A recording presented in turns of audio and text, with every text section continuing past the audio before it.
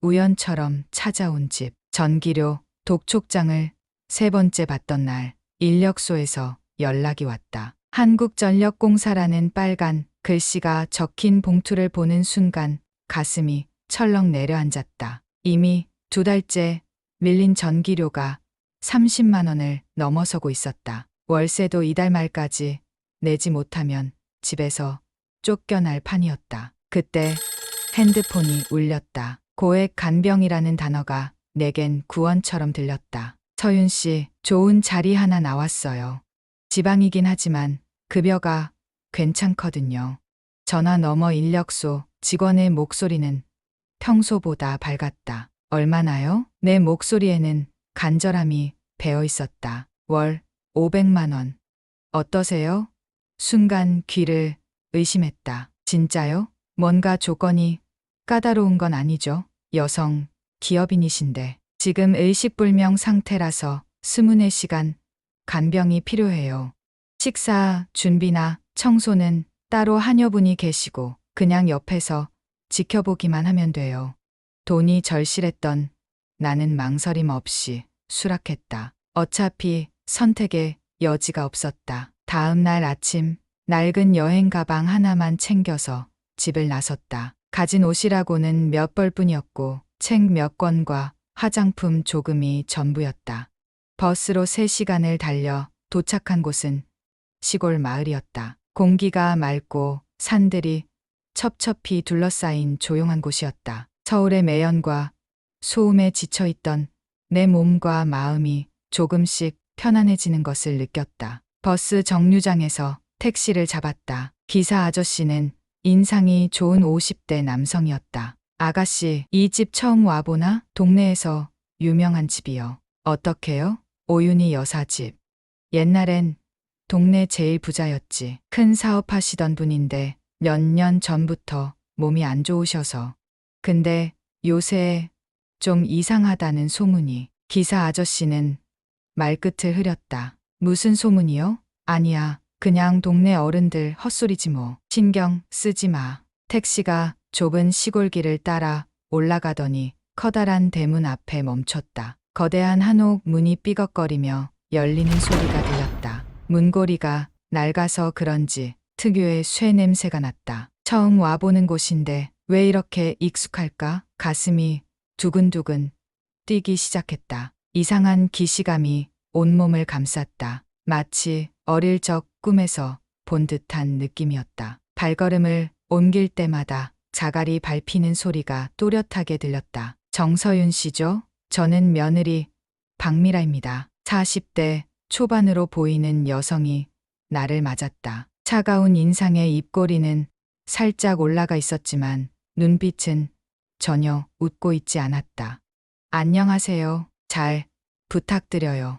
내 목소리는 어색하게 떨렸다. 규칙은 간단해요. 24시간 침대 옆에 있으면서 상태 체크하고 함부로 집 안 돌아다니지 마세요. 특히 밤에는 절대 방에서 나오시면 안 됩니다. 네, 알겠습니다. 왜 그런 규칙이 있는지 궁금했지만 묻지 않았다. 미라를 따라 복도를 걸어가는데 발소리가 웅웅 울렸다. 천장이 높은 한옥 특유의 소리였다. 곳곳에 걸린 오래된 족자와 도자기들이 이 집의 역사를 말해주는 것 같았다. 침실 문을 열고 들어가니 희미한 숨소리가 들렸다. 인공호흡기 소리와 함께 규칙적인 심장박동 소리가 방 안을 가득 채우고 있었다. 누워있는 오윤희 씨를 처음 봤을 때 가슴이 먹먹해졌다. 70대 정도로 보이는 여성이었는데 깊은 잠에 빠진 것처럼 평화로운 얼굴을 하고 있었다. 어디선가 본 듯한 느낌. 그건 착각이었을까? 이제부터 이 방이 당신 방이에요. 미라가 침실 옆 작은 방을 가리켰다. 간이 침대와 작은 책상 하나가 전부였지만 나쁘지 않았다. 식사는 하루 3번 갖다 드릴 테니까 굳이 부엌까지 올 필요 없어요. 화장실은 복도 끝에 있고요. 그럼 이제 시작해 보세요. 미라는 그 말을 끝으로 방을 나갔다. 문이 닫히는 소리와 함께 나는 완전히 혼자가 되었다. 오윤희 씨의 침대 옆 의자에 앉아 그녀의 얼굴을 바라봤다. 정말 어디선가 본 것 같은 얼굴이었다. 하지만 기억이 나지 않았다. 오래된 목걸이의 비밀. 일주일이 지나면서 일상에 익숙해지기 시작했다. 매일 아침 씨에 일어나서 윤희 씨의 체온과 맥박을 재고 수액 상태를 확인하는 것이 나의 첫 번째 일이었다. 점심과 저녁에도 같은 일을 반복했다. 윤희 씨는 여전히 깊은 잠에 빠져 있었지만 가끔씩 꿈을 꾸는 듯 작은 신음소리를 내거나 손가락을 움직이기도 했다. 그럴 때마다 나는 조심스럽게 그녀의 손을 잡아주었다. 차가운 손이었지만 맥박은 규칙적이었다. 일주일째 되던 오후 윤희 씨의 물컵을 채우러 갔다가 침대 옆 서랍이 삐걱거리며 열린 걸 발견했다. 아마 청소하다가 제대로 닫히지 않았나 보다. 정리 좀 해드려야겠네. 혼자 중얼거리며 서랍을 열었다. 안에는 오래된 사진들과 편지, 그리고 작은 보석함이 들어있었다. 사진들을 살펴보니 젊은 시절의 윤희 씨와 아이의 모습이 보였다. 아마 아들인 도경의 어린 시절 사진인 것 같았다. 서랍 속에서 오래된 목걸이를 만졌을 때 그 순간 온몸에 전율이 흘렀다. 작은 나비 모양이 손끝에 와 닿았다. 925라는 은 표시와 함께 작은 다이아몬드가 박혀 있는 정교한 목걸이였다. 이게 어떻게 손이 덜덜 떨리기 시작했다. 이것은 엄마가 내 5번째 생일에 목에 걸어주었던 바로 그 목걸이였다. 그 특별한 무게감과 촉감을 잊을 수가 없었다. 나비의 날개 부분에 작은 흠집까지 그대로였다. 서윤아, 이건 특별한 목걸이야. 엄마가 항상 너를 지켜준다는 뜻이야. 엄마의 목소리가 귓가에 생생하게 들렸다. 그때는 5살이었지만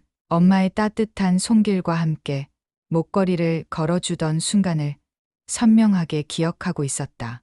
이 목걸이만 있으면 무서운 게 없다고 했던 엄마. 하지만 그 후 얼마 안 가서 엄마는 갑자기 사라졌고 나는 고아원에 맡겨졌다. 고아원에 맡겨지던 날 그 목걸이를 잃어버렸었는데 어떻게 이곳에 있을 수 있지? 문을 두드리는 소리가 들렸다. 서윤 씨, 점심 드세요. 채금옥 아주머니의 목소리였다. 아, 네, 금방 갈게요. 나는 놀란 마음을 감추려 했으며 목걸이를 재빨리 서랍에 넣었다. 손이 너무 떨려서 제대로 넣기도 힘들었다. 무슨 일이세요? 목소리가 떨리네요. 채금옥 아주머니가 걱정스럽게 물었다. 아니에요. 그냥 좀 어지러워서요. 거짓말이었다. 어지러운 게 아니라 너무 충격적이어서 정신이 혼란스러웠다. 점심을 먹는 동안에도 계속 그 목걸이 생각만 났다. 우연의 일치라고 생각하려 했지만 마음 한구석에선 이상한 예감이 자라고 있었다. 비슷한 목걸이가 있을 수도 있잖아. 그렇게 스스로를 위로해봤지만 소용없었다. 그 흠집까지 똑같을 리는 없었다. 밤새 잠을 이루지 못했다. 계속 그 목걸이가 머릿속에서 맴돌았다. 엄마와 헤어진 그날의 기억이 생생하게 되살아났다. 다음 날 아침 나는 다시 서랍을 열어봤다. 목걸이는 여전히 그 자리에 있었다. 꿈이 아니었다. 이번에는 더 자세히 살펴봤다. 나비의 왼쪽 날개, 아래쪽에 있는 작은 흠집, 오른쪽 안테나 부분의 미세한 구분까지 모든 것이 내 기억과 일치했다. 의심할 여지가 없었다. 이것은 분명히 내 목걸이였다. 그렇다면 오윤희 씨와 나 사이에는 어떤 연관이 있다는 말인가? 아니면 정말 단순한 우연일까? 하지만 이런 우연이 과연 가능할까? 그날부터 나는 윤희 씨를 더 자세히 관찰하기 시작했다. 잠든 얼굴을 유심히 들여다봤다. 코의 모양, 입술의 선, 이마의 주름까지 하나하나 살펴봤다. 어딘지 모르게 익숙한 느낌이 들었다. 특히 윤희 씨가 가끔 내는 작은 신음소리는 어디선가 들어본 것 같았다. 내 마음속 깊은 곳에서 희미한 기억의 파편들이 떠오르기 시작했다. 하지만 아직은 확신할 수 없었다. 더 많은 단서가 필요했다.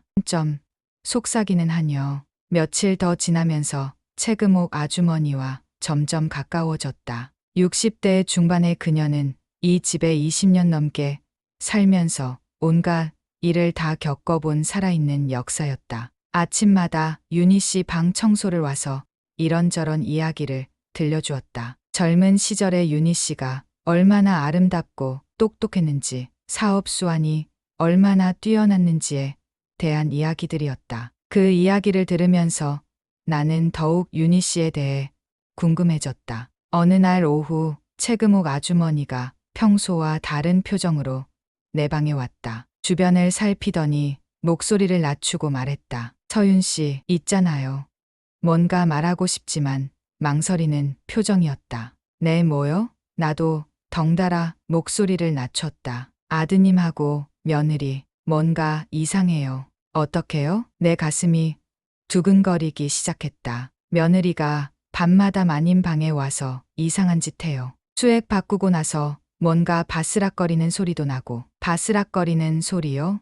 네, 마치 봉지에서 뭔가 꺼내는 소리 같아요. 그리고 수액 바꿀 때도 뭔가 넣는 것 같고. 채금옥 아주머니의 목소리는 점점 작아졌다. 몰래 지켜본 적이 있는데 작은 약봉지 같은 걸 가지고 와서 수액에 넣더라고요. 그런데 낮에 간호사가 올 때는 절대 그런 짓 안 해요. 내가 보고 있을 때도 안 하고요. 오직 밤에 아무도 안 볼 때만 그래요.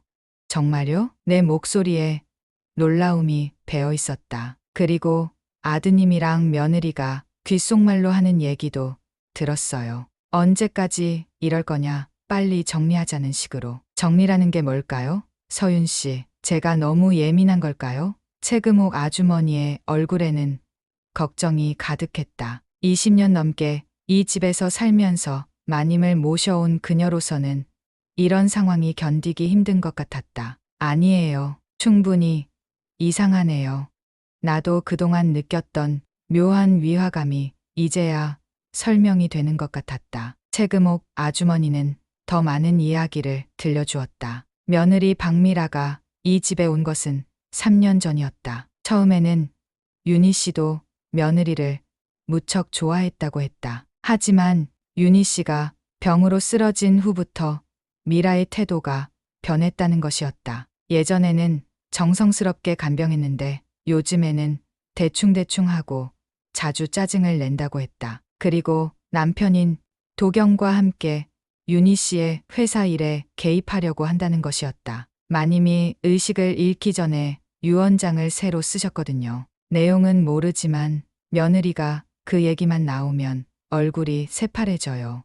아마 본인들이 원하는 내용이 아닌가 봐요. 채금옥 아주머니의 말을 들으니 점점 상황이 그려졌다. 윤희 씨가 의식을 잃은 상태에서 며느리가 뭔가 의심스러운 행동을 하고 있다는 것이었다. 그렇다면 정말로 상상하기도 싫은 일이 벌어지고 있는 건 아닐까? 그날 밤부터 나는 더 세심하게 관찰하기 시작했다. 윤희 씨를 보호해야 한다는 본능적인 의무감이 생겼다. 목걸이의 비밀과 함께 이 모든 상황이 우연이 아닐 수도 있다는 생각이 들었다. 혹시 윤희 씨가 정말 내 엄마라면, 그리고 누군가 그 엄마를 해치려 한다면 생각만 해도 견딜 수 없었다.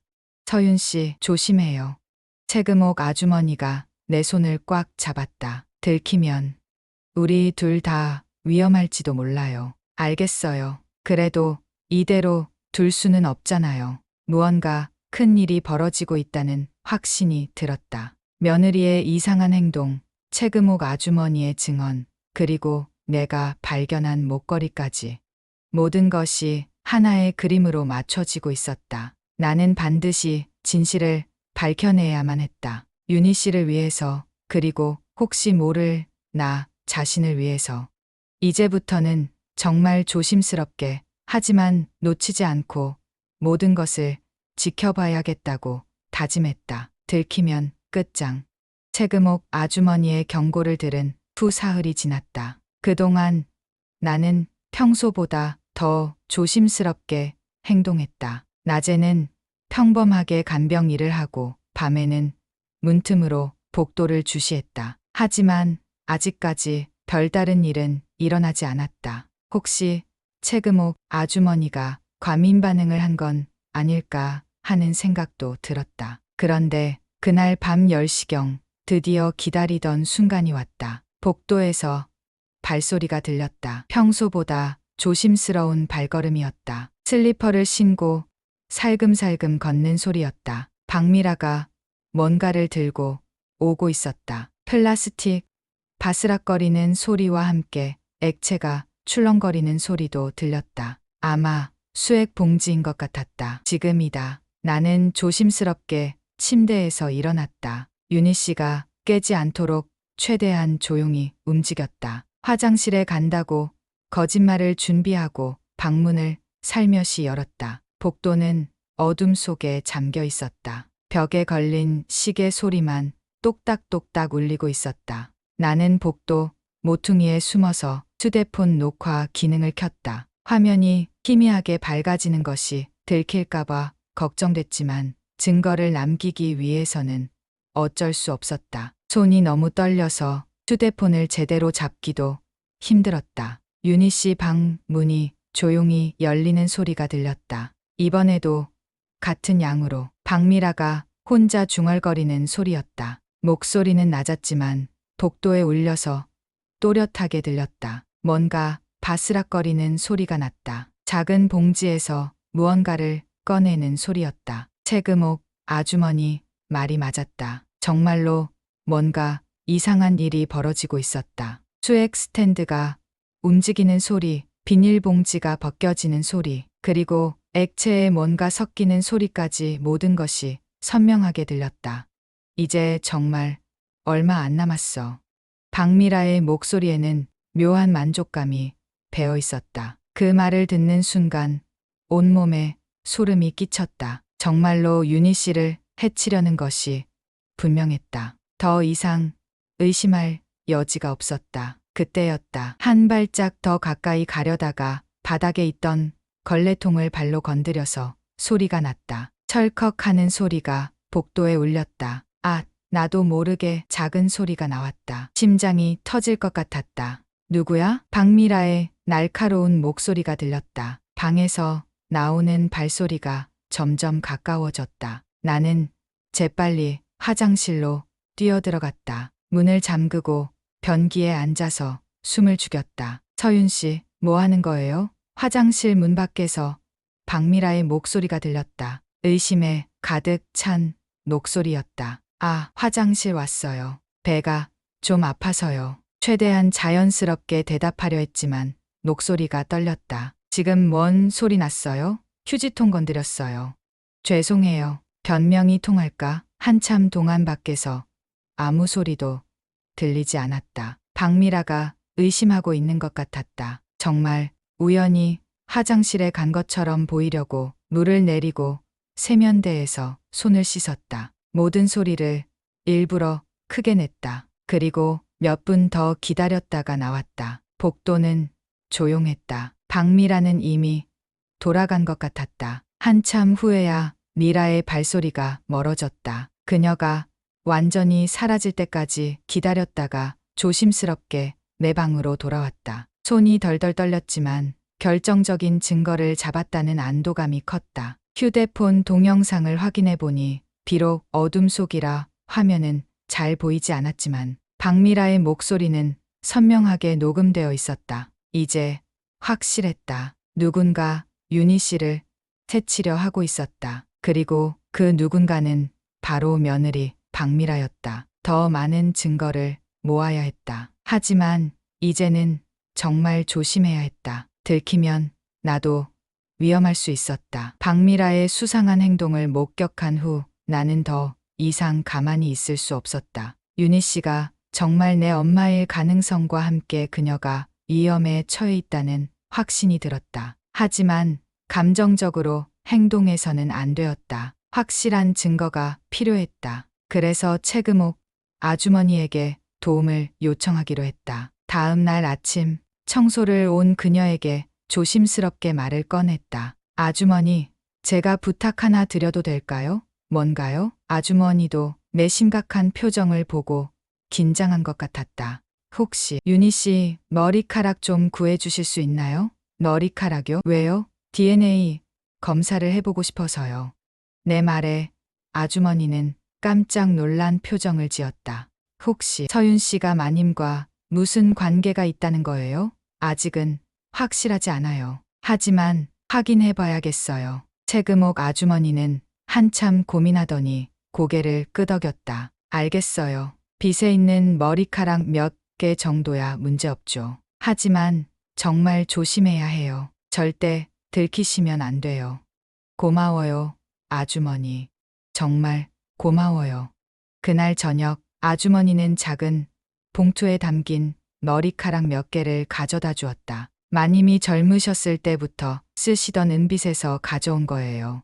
오래된 거라 DNA가 나올지 모르겠지만 다음 날 나는 마을 보건소에 가서 DNA 검사를 의뢰했다. 검사 비용은 적지 않았지만 진실을 알기 위해서는 어쩔 수 없었다. 일주일 정도 걸린다고 했다. 그 일주일이 정말 지옥 같았다. 매일 밤 박미라의 수상한 행동을 지켜봐야 했고 동시에 검사 결과를 기다려야 했다. 불안과 초조함으로 제대로 잠을 잘 수도 없었다. 검사를 의뢰한 지 엿새째 되던 날 채금옥 아주머니가 걱정스러운 얼굴로 물었다. 서윤 씨, 결과 나왔나요? 오늘 나온다고 했는데. 내 목소리도 떨렸다. 만약 정말 윤희 씨가 내 엄마라면, 반대로 아무 관계가 없다면 어느 쪽이든 받아들이기 힘들 것 같았다. 그런데 30년 넘게 엄마를 찾아 헤맨 내게는 이번이 마지막 기회일지도 모른다는 생각이 들었다. 그 순간 휴대폰 알림음이 울렸다. 검사소에서 온 문자였다. 손이 너무 떨려서 휴대폰을 제대로 잡을 수가 없었다. 검사 결과가 나왔으니 방문해 달라는 내용이었다. 나는 즉시 검사소로 향했다. 마음의 준비를 하려고 해도 되지 않았다. 평생 궁금해하던 것의 답을 드디어 알게 되는 순간이었다. 검사소 직원이 서류를 건네며 설명했다. 친자관계 확률 99%라고요? 네, 맞습니다. 확실한 친자관계입니다. 오차 범위를 고려해도 의심할 여지가 없습니다. 순간 머리가 하얘졌다. 정말이었다. 오윤희 씨가 내 친엄마였다. 30년 만에 드디어 엄마를 찾은 것이었다. 눈앞이 흐려졌다. 기쁨과 슬픔, 안도감과 분노가 한꺼번에 밀려왔다. 집으로 돌아가는 길에 채금옥 아주머니에게 전화했다. 아주머니, 윤희 씨가 제 엄마예요. 뭐라고요? 정말이에요? 제가 찾던 친엄마가 바로 윤희 씨였어요. 그래서 목걸이가 여기 있었던 거예요. 세상에, 정말 하늘이 만든 인연이네요. 그런데 서윤 씨, 지금 어떻게 할 거예요? 30년 만에 엄마를 찾았는데 누군가 그 엄마를 해치려 하고 있었다. 이보다 더 잔혹한 운명이 있을까? 온갖 감정이 껴서 무엇부터 해야 할지 모르겠었다. 하지만 한 가지는 확실했다. 나는 반드시 엄마를 지켜야 한다는 것이었다. 30년 동안 헤어져 있었지만 이제는 내가 엄마를 지킬 차례였다. 아주머니, 우리가 엄마를 지켜야 해요. 당연하죠. 이제 뭐 할 거예요? 경찰에 신고할 거예요. 더 늦기 전에. 하지만 그 전에 더 확실한 증거를 잡아야 했다. 단순히 의심스럽다는 것만으로는 부족했다. 박미라가 실제로 엄마에게 해를 끼치고 있다는 명확한 증거가 필요했다. 나는 다시 한번 밤 감시를 시작하기로 했다. 이번에는 절대 들키지 않을 자신이 있었다. DNA 검사 결과를 확인한 지 이틀 후 나는 더욱 확실한 증거를 잡기 위해 준비를 시작했다. 이번에는 단순히 목격하는 것이 아니라 박미라와 도경의 대화까지 녹음하기로 했다. 휴대폰 녹음 기능을 미리 테스트해보고 배터리도 충분히 충전해뒀다. 또한 만약의 경우를 대비해서 정상적인 수액도 미리 준비해뒀다. 채금옥 아주머니가 예전에 쓰던 수액 봉지를 몰래 가져다 준 것이었다. 신고를 준비하던 그날 밤 11시경 복도에서 두 사람의 대화 소리가 들렸다. 도경과 박미라였다. 나는 조심스럽게 문을 열고 귀를 기울였다. 이번 주 안에 끝내자. 더 이상 기다릴 수 없어. 도경의 목소리였다. 평소보다 낮고 급한 톤이었다. 간병인이 눈치채는 것 같지 않아? 박미라가 불안해하는 목소리로 대답했다. 그럴 리 없어. 그냥 일용직일 뿐이야. 설령 뭔가 이상하다고 생각해도 증거는 없어. 하지만 요즘 들어 자꾸 우리 주변을 맴도는 것 같아. 특히 박미라의 목소리에는 확실히 의심이 배어 있었다. 그냥 화장실 가는 거겠지. 별일 아니야. 도경이 대수롭지 않게 말했다. 그보다 수액에 넣는 양을 좀 더 늘려. 너무 오래 끓면 의심받을 수 있어.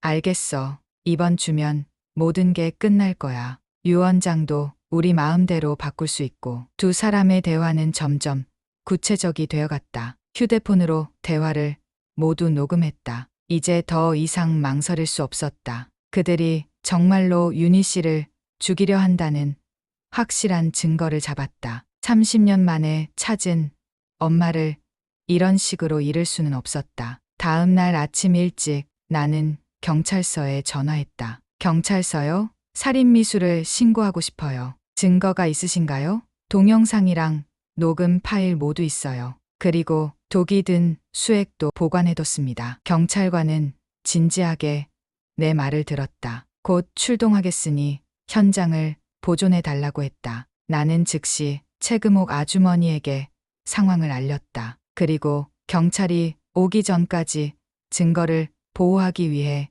미리 준비해둔 정상 수액으로 바꿔두었다. 독이 든 수액은 별도로 보관했다. 또한 윤희 씨의 상태도 다시 한번 확인했다. 다행히 아직까지는 큰 변화가 없었다. 점심시간에 박미라가 평소처럼 나타났다. 서윤 씨, 왜 이렇게 일찍 왔어요? 평소보다 30분 일찍 온 것을 눈치챈 것 같았다. 오늘 컨디션이 안 좋아 보여서 더 자주 확인하려고요. 최대한 자연스럽게 대답했다. 박미라는 잠시 의심스러운 눈빛을 보냈지만 더 이상 묻지 않았다. 하지만 평소와 다른 긴장감이 느껴졌다. 30분 후 밖에서 사이렌 소리가 들렸다. 경찰이 도착한 것이었다. 내 심장은 마라톤을 뛰는 것처럼 빨랐다. 드디어 모든 것이 끝나는 순간이었다. 경찰관들이 집 안으로 들어오자 강미라와 도경의 얼굴이 새파래졌다. 박미라 씨, 도경 씨, 살인미수 혐의로 긴급 체포합니다. 뭔 소리예요? 증거라도 있어요? 박미라가 당황하며 소리쳤다. 충분히 있습니다. 경찰관이 차갑게 대답했다. 나는 경찰에게 모든 증거를 제출했다. 녹음 파일, 동영상, 그리고 독이 든 수액까지. 경찰은 현장을 조사하고 관련 물품들을 압수했다. 박미라와 도경은 계속 억울하다고 주장했지만 증거 앞에서는 어쩔 수 없었다. 드디어 엄마를 지켜냈다. 30년 만에 찾은 엄마를 다시 잃을 뻔했지만 간신히 지킬 수 있었다. 이제 엄마가 깨어나기만 하면 모든 것이 해결될 것이었다. 박미라와 도경이 체포되고 사건이 정리된 지 사흘 후 정말 기적 같은 일이 일어났다. 그날 아침 평소처럼 윤희 씨의 상태를 확인하던 중 갑자기 그녀의 손가락이 움직이는 것을 느꼈다. 처음에는 착각인가 싶었지만 곧이어 눈꺼풀이 떨리기 시작했다. 윤희 씨가 천천히 눈을 뜨고 있었다. 30년 만에 엄마가 깨어나는 순간이었다. 여기가 어디지? 윤희 씨의 첫 번째 말이었다. 목소리는 약했지만 또렷했다. 윤희 씨, 정신 차리셨어요. 나는 감격해서 울음을 터뜨릴 뻔했다. 당신은 누구세요?